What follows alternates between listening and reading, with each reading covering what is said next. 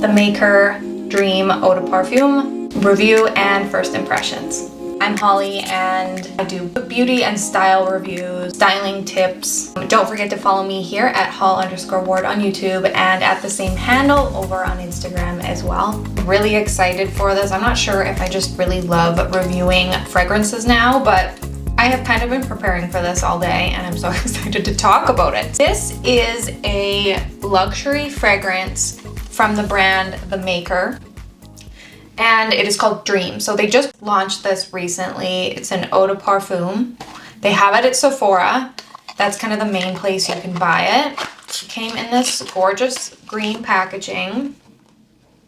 This is a full size, it's a 50 ml. This is my first time trying a fragrance from this brand. You can tell by the bottle just how luxe and luxury it is. I feel like with these kind of creases, these ribs in the glass bottle, it really looks like something that would be at a really fancy hotel. Top cap is kind of like metal. It feels kind of heavy, which is great. You don't want a light cap with a luxury fragrance, and it has the same ribbing on it with a little symbol kind of on the top. Just a very simple packaging. It just has The Maker Dream Eau De Parfum on it. Before I get into my personal experience on the fragrance, I'm just gonna break down what this fragrance is all about. So I actually got this fragrance. There's a pillow attached to this and it was laying in bed with a blanket. It was really, really, really cute, but I kind of was so excited to try it, I ripped it apart. So really cute. Meet the fragrance of your dreams, inspired by sweet fantasies. Dream Eau De Parfum is an enchanting vanilla gourmand that draws its wearer into the world of their own making, aglow with comfort and decadence. So it's supposed to be kind of dreamy and rich, food inspired. Hypnotizing vanilla bourbon and creamy cinnamon butter envelop the skin in radiance before an incandescent haze of white sandalwood and ethereal magnolia floats in. A warming layer of whipped vanilla lingers, like the moments after waking up from a magical dream, rich and radiant. Dream captures the sophisticated comfort of the Maker Hotel. So the Maker Hotel, I wasn't aware of it, but they are like a luxury hotel chain. Must have been known for their fragrances. I feel like sometimes travel or hotel companies have that and then they come out with a line. So they must have been known for being just smelling amazing in luxury and then decided to launch the Maker fragrances. It's exclusive at Sephora actually, so you can't get it anywhere else. I was intrigued by that description because to me that description kind of says this is vanilla, kind of like baked goods, warm.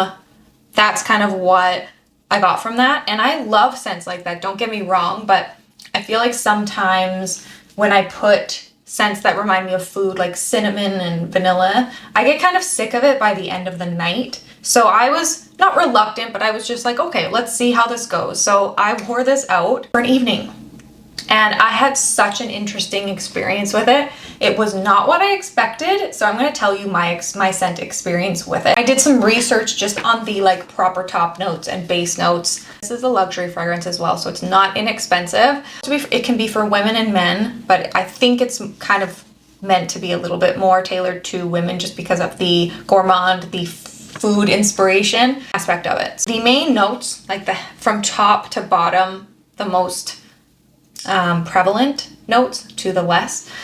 Warm, spicy, cocoa, sweet, powdery, cinnamon, woody, floral, lactonic, which is a new word to me, but for describing fragrance, but it's supposed to be like a milky kind of attribute, and caramel. Accurate representation, I would say. It's interesting, this perfume, how it wears on the skin.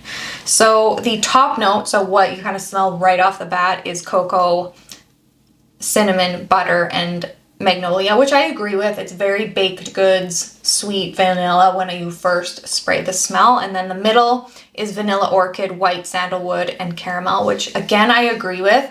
The middle note and is when I started to, on my skin, that top note kind of came off, and then I started to smell the deeper notes, the sandalwood, which sandalwood is my favorite scent if I could pick one ever. It's just like, smells like absolute heaven to me. So as soon as I started smelling that peeking through, I got excited. So that lingers on the skin much longer. That's the middle note, which lasted quite a long time. The base note is vanilla, amber, and vetiver, like a woody type scent fragrance as well. So those I kind of felt mixed together, the middle and the base notes. Those are what I smelled on my skin at the end of the night. Those are what I smelled on my clothes. I sprayed them on my clothes and then I smelled it even a couple days later and I could smell those base notes on my clothes. So my personal experience with this, I'm gonna go over the pricing first. So this is obviously a luxury fragrance. With fragrance, you get what you pay for, and there's nothing wrong with getting inexpensive ones and splurging. I think there's just a time and a place depending on what's going on in your life.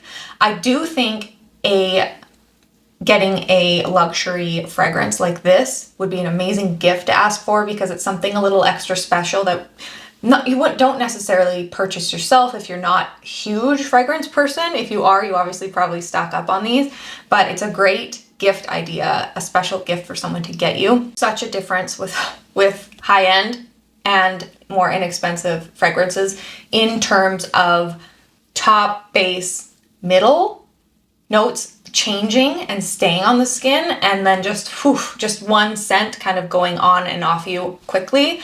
And those tend to smell different on everyone.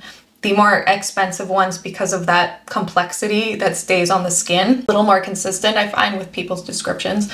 So just depending on what you're looking for specifically, you can go either route, but I haven't found an inexpensive perfume that really stays on the skin, hair, clothes, that scent kind of lingers like on your pillow.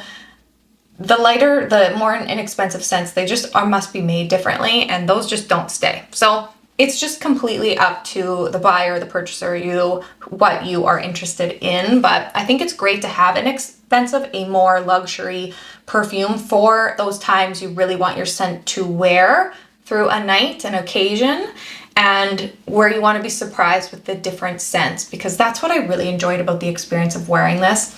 I put it on, pleasant. It's so beautiful and very, very cinnamony. Well, I would say more vanilla with my scent. And that cinnamon is in there, baked goods, warm, kind of kitchen, definitely that gourmand food influence.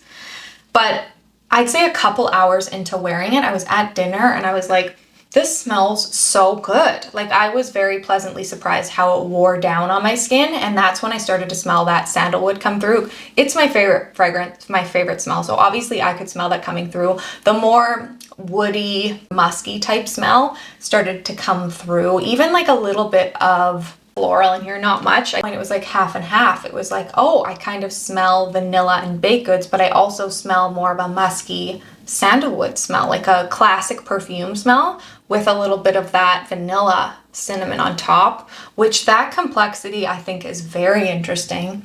It was not too intense. It's not one of those perfumes that's like aggressive where you'll blow people out of the room. It's not offensive at all. It's very comforting and light.